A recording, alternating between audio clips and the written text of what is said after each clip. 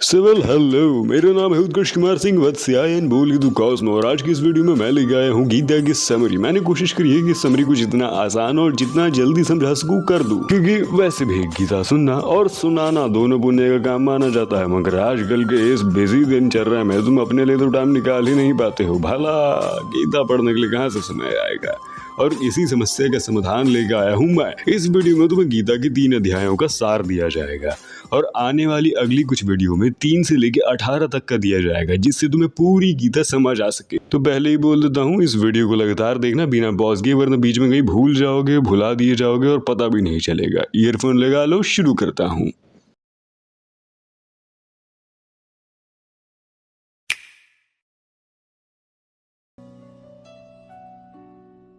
गीता अध्याय 1। धृतराष्ट्र ने पूछा, हे संजय, धर्म भूमि में युद्ध के हेतु एकत्रित हुए पांडुपुत्र और हमारे पुत्रों का क्या दृश्य है? संजय ने बताया, महाराज, आपके सुपुत्र दुर्योधन ने जैसे ही पांडवों की विशाल काय सेना को देखा, वह गुरु आचार्य की ओर खींचा चला गया, जहां वो जाके ये कहता है, हे ब्राह्मण श्रेष्ठ, अगर हम पांडवों की विशाल गाय सेना की ओर देखें, जिसे द्रौपद पुत्र ने व्यवस्थित किया है, तो उनके साथ अनेकों बलशाली और श्रेष्ठ योद्धा जैसे भीम और अर्जुन हैं। किंतु वहीं अगर हमारी सेना की ओर देखें, तो यहाँ भीष्म पितामह, कर्ण, कर्पि परिचय, अश्वत्थामा तथा विक्रम जैसे बाहुबली महारथी है, जो आज तक कभी किसी से परास्त नहीं हुए। ना सिर्फ ये, बल्कि इसके अलावा ऐसे कई वीर हैं जो अपनी जान को मेरे लिए न्यौछावर तक कर सकते हैं। अतः हमारी शक्ति अपरिमेय है, और तो और हम भीष्म पितामह जैसे योद्धाओं से संरक्षित भी हैं। वहीं पांडु पुत्र संरक्षित होकर भी सीमित है। जिसके बाद आपके सुपुत्र ने युद्ध के लिए शंख बजाया। वहीं दूसरी ओर अर्जुन ने धृतराष्ट्र के पुत्रों को देख के श्री कृष्ण से ये कहा, हे वासुदेव, मेरा रथ कृपया करके दोनों सेना के बीचों में ले जाया जाए, जहां से युद्ध की अभिलाषा और मुझसे युद्ध करने आने वाले लोगों को मैं देख सकूं। जरा मुझे देखने दीजिए दुर्योधन की दुर्बुद्धि को समर्थन में कितने बुद्धिजीवी उपस्थित हुए हैं। भगवान श्री कृष्ण ने रथ को बीचों बीच खड़ा कर दिया, जहां अर्जुन ने अपने चारों ओर चाचा, ताऊ, पितामह, गुरुओं, आचार्यों, मामाओं, भाइयों, मित्रों और शुभचिंतकों को देखा, जो आज उसी के खिलाफ थे। अर्जुन ये देख बोल पड़ा, हे कृष्ण, मुझे आज अपने ही संबंधियों तथा मित्रों से लड़ना पड़ेगा, जो सोच मेरे अंग अंग कांप रहे हैं, मुख सूखा जा रहा है और त्वचा जल रही है, एवं धनुष हाथों से सरके जा रहा है। मैं अपने आप को ही भूलता जा रहा। हे कृष्ण, इस युद्ध में अपने ही लोगों का वध करने से मुझे ना तो सुख मिलेगा, ना ही विजय की शांति।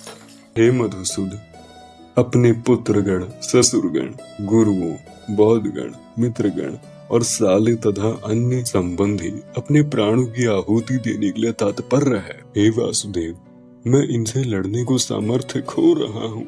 हम अपने ही कुटुंबियों को मार कर कैसा लाभ पाएंगे? हे जनार्दन, कुल का सर्वनाश होते ही हमें पाप लगेगा। भले ही ये लोग उस दुष्कर्मी के पाप को ढक रहे हैं, परंतु हम तो जानते हैं ना कि ये घोर नीचता है। भला ये अधर्म मैं कैसे कर पाऊंगा? हे प्रजापालक कृष्ण, मैंने गुरुओं से सुना है, जो लोग कुल धर्म का सर्वनाश करते हैं, वह सदैव नरक में वास करते हैं। गीता अध्याय 2। प्रभु श्री कृष्ण ने अर्जुन से कहा, भला ये विचार तुम्हारे मन में कैसे आए कुंती पुत्र? ये समय ऐसे विचारों के लिए तनिक भी ठीक नहीं है। ऐसे विचारों से तुम्हें केवल और केवल अपयश की प्राप्ति होगी। ये विचार तुम्हारे जैसे योद्धा को बिल्कुल भी शोभा नहीं देता। ऐसी दुर्बलता को त्याग युद्ध के लिए खड़े हो जाओ। अर्जुन ने कहा, हे महासुधन, मैं युद्ध भूमि में आखिर कैसे भीष्म पितामह और द्रोणाचार्य जैसे पूजनीय गुरुओं पर वार करूं? ऐसे महापुरुषों को मार के जीने से बेहतर मैं भिक्षा मांग के ही अपना जीवन व्यतीत करना सही समझूंगा। भले ही वो संसारिक मोह और लाभ के इच्छुक होंगे, किंतु हैं तो मेरे गुरुजन ही। अगर उनका वध हो भी जाता है तो हमारे द्वारा इस्तेमाल करे जाने वाली हर एक वस्तु उनके रक्त से सनी होगी। भला ये कैसी दुविधा है? क्या उचित है उनसे जीतना या उन्हें जीतने देना? अपने दुर्बलता के कारण मैं अपना कर्तव्य भूल चुका हूँ, सारा धैर्य खो चुका हूँ। ऐसी अवस्था में आप कृपया कर मुझे उपदेश दे, क्योंकि मुझे कोई भी साधन नहीं दिख रहा जो मेरी इंद्रियों को तलापित करने वाले इस शोक को दूर कर सके। मैं भी स्वर्ग में बैठे देवताओं के अभिभांति ही धन धनानय संपन्न पृथ्वी पर निष्कांतक राज्य प्राप्त करके शोक को खत्म नहीं कर पाऊंगा। हे गोविंद, युद्ध करने में सक्षम नहीं हूँ मैं। कृष्ण ने कहा, तुम उनके लिए शोक कर रहे हो जो शोक करने के लायक ही नहीं है। एक विद्वान कभी जीवित या मृत्यु के लिए शोक नहीं मनाता। धीर व्यक्ति ऐसे परिवर्तन से मोह को प्राप्त नहीं होता। कुंती पुत्र, सुख एवं दुख का होना अथवा उदय तथा प्रधान का होना या सर्दी तथा गर्मी का होना, ये सब एक समान ही है। हे भरतवंशी, ये इंद्रियां बोध से उत्पन्न होते हैं, जो हर मनुष्य अविचल भाव से सहन करने लायक होना चाहिए। जो पुरुष सुख या दुख में विचलित नहीं होता और हमेशा एक समान रह सकता है। तत्वदर्शियों ने ये निष्कर्ष निकाला है कि सत्य ही मात्र एक ऐसी चीज है जो अपरिवर्तनीय, अविनाशी, अप्रेमी तथा शाश्वत रहती है। इस भौतिक संसार में शरीर का अंत अवश्य भावी है, इसलिए भरतवंशी युद्ध करो। जो जीव जीवात्मा को मारने वाला या मरा हुआ समझता है, वह दोनों ही मूर्ख हैं, क्योंकि आत्मा ना तो कभी मरती है ना ही मारी जा सकती है। ना किसी कल में इसका इश्क जन्म लेगा, ना ही कभी मृत्यु होगी। ना ये कभी जन्मा था, ना ही कभी जन्म लेता है। यह सदैव शाश्वत तथा पुरातन है। पार्थ, जो ज्ञानी ये बात जानता है कि आत्मा अविनाशी, शाश्वत और पुरातनिक है, वह कभी दुर्बल नहीं होता है। जिस तरह मनुष्य पुराण वस्त्र त्याग कर नए वस्त्रों को धारण करता है, उसी प्रकार आत्मा भी व्यर्थ शरीर को त्याग कर नवीन शरीर में धारण करती है। यह आत्मा ना तो कभी शास्त्रों से खंडित करी जा सकती है, ना ही अग्नि से जलाई जा सकती है, ना ही पानी से धोई जा सकती है और ना ही वायु के द्वारा सिरोंचा जा सकता है। आत्मा सदैव खंडित है। आत्मा अकल्पनीय तथा अपरिवर्तनीय है। आत्मा जैसी शक्ति के बारे में जानकर भी कोई शरीर पे शोक मना रहा है तो उससे बड़ा मूर्ख कोई नहीं होगा। परंतु अगर तुम आत्मा और जीवन के लक्ष्य को जन्मता या मृत्यु होता समझते हो, तब भी शोक करने का कोई फायदा नहीं, क्योंकि जिसने जन्म लिया है उसका मृत्यु होना निश्चित है। इसलिए तुम्हें शोक नहीं करना चाहिए। कोई आत्मा को आश्चर्य से देखता है तो कोई आत्मा को आश्चर्य ही बताता है, परंतु कई लोग ऐसे भी हैं जो आत्मा के बारे में इतना सब कुछ जान सुनकर भी खुद आश्चर्य में रहते हैं। हे अर्जुन, क्षत्रिय होने के नाते विशिष्ट धर्म का विचार करते हुए तुम्हें ये जानना चाहिए कि धर्म के लिए युद्ध करने से बढ़कर कोई भी पुण्य नहीं है। तुम्हें शोक करने की कोई जरूरत नहीं है। अपितु कई क्षत्रिय तो खुश होते हैं ये जानकर कि उनको युद्ध करने का अवसर मिला है, जो उनके लिए स्वर्ग के दरबार खोलेगा। पर अगर तुम युद्ध करने से पीछे हटते हो तो तुमसे बड़ा घोर पापी कोई नहीं होगा। तुम योद्धा होते हुए भी अपने यश को खो दोगे। लोग हमेशा तुम्हारे अपयश की बातें करेंगे केवल, और एक योद्धा के लिए उसका अपयश मृत्यु से भी बढ़कर है। लोग तुम्हें नीचा, तुच्छ और कटुवाणियों से पुचकारेंगे। तुम्हारे सामर्थ्य का उपहास बनकर रह जाएगा। क्या तुम्हें ये दुखद नहीं लगता?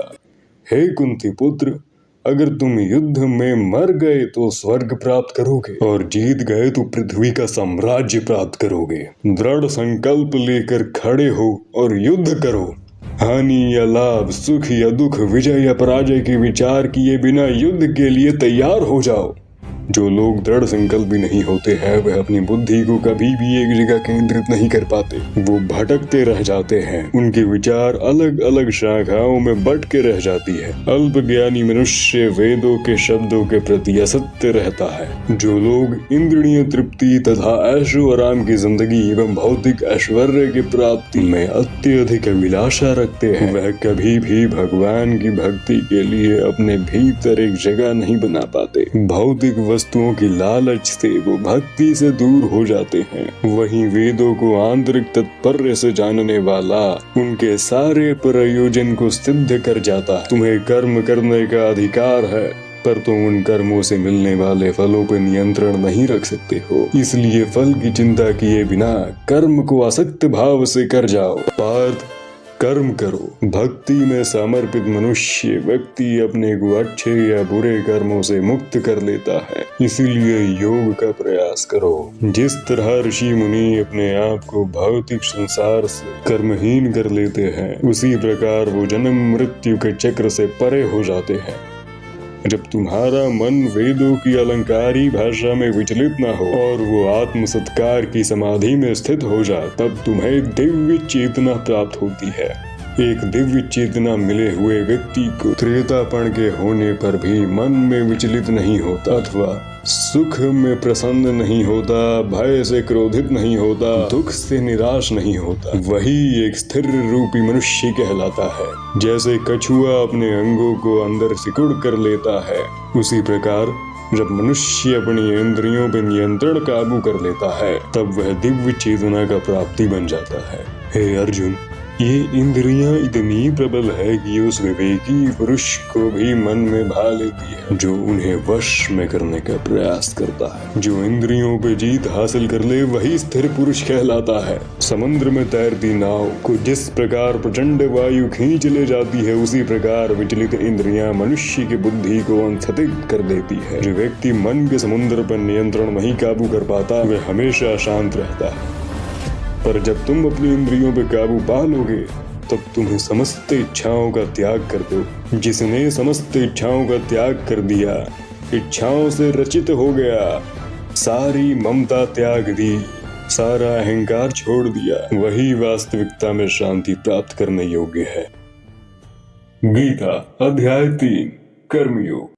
इस अध्याय को आगे बढ़ाने से पहले मेरा आप सभी से निवेदन है कि कृपया करके इस QR कोड की मदद से हमें सहयोग करें अगर आपको ये प्रस्तुति पसंद आती है और आप आगे भी देखना चाहते हैं तो, क्योंकि आपकी छोटी सी छोटी दान भी हमारे लिए एक बेहद बड़ा उपकार साबित होगी, ताकि हम आने वाली अगली वीडियो जल्द से जल्द ला सके। बाकी निर्णय आपके ऊपर है। मैं अध्याय की ओर आगे बढ़ता। इस अध्याय में अर्जुन को कर्म योग का वाक्य भगवान श्री कृष्ण जी के द्वारा करवाया जाता है। अर्जुन ने कहा, हे स्वामी, अगर आप कर्म को ज्ञान से श्रेष्ठ मानते हैं, तो फिर भला आप मुझे ऐसे युद्ध के लिए क्यों बढ़ावा दे रहे हैं? आपकी स्पष्ट सलाह से मेरी बुद्धि भ्रमित हो गई है। कृपया कर मार्गदर्शन करवाए। कृष्ण ने कहा, हे अर्जुन, आत्म साक्षात्कार का प्रयत्न करने वाले 2 मार्ग होते हैं, एक कर्म योग तो एक धर्म योग। ना तो कर्म से विमुख होकर कोई फल से छुटकारा पा सकता है और ना ही केवल संन्यास से सिद्धि प्राप्त करी जा सकती है। हर एक मनुष्य को कर्म करना पड़ता है। जो मनुष्य अपने मन पे संयम नहीं रख पाता, उसे हम इच्छाचारी कहते हैं। वहीं कोई निष्ठाचारी व्यक्ति अपने मन पे संयम नियंत्रण पाने में सफल होता है और वही उत्कृष्ट है। अतः अर्जुन, कर्म करो, क्योंकि कर्म ना करने की अपेक्षा कर्म करना श्रेष्ठ है। ये कर्म के बिना शरीर तक निर्वाह नहीं हो सकता तथा वेदों में नियमित कर्मों का विधान है, जो साक्षात भगवान से प्रकट हुए हैं। हे प्रिय अर्जुन, जो मनुष्य वेदों में लिखित योग चक्र का पालन नहीं करता, वह पापी जीवन व्यतीत करता है। ऐसे व्यक्ति व्यर्थ ही जीते हैं।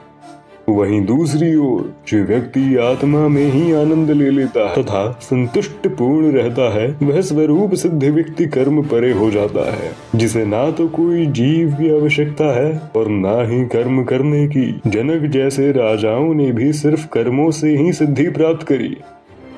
एक महापुरुष जो आचरण करता है, हम उसी का अनुसरण करते हैं। हे कुंती पुत्र, तीनों लोकों में मेरे लिए कोई भी कर्म नियत नहीं है। ना मुझे किसी वस्तु का मोह है, ना ही किसी लाभ का, ना ही किसी की आवश्यकता है, ना ही किसी की अभिलाषा। जिस प्रकार अज्ञानी फल की अपेक्षा के लिए कर्म करता है, उसी प्रकार विद्वान जनों को चाहिए कि वो लोगों को उचित पथ पर ले जाना और बढ़ावा देना अपना कर्म समझे। वो व्यक्ति माया से परे होते हैं जो भौतिक संसार के कार्यों से आसक्त हो जाते हैं। इसलिए अर्जुन, तुम युद्ध करो, अपने कार्यों में मुझको समर्पित कर दो।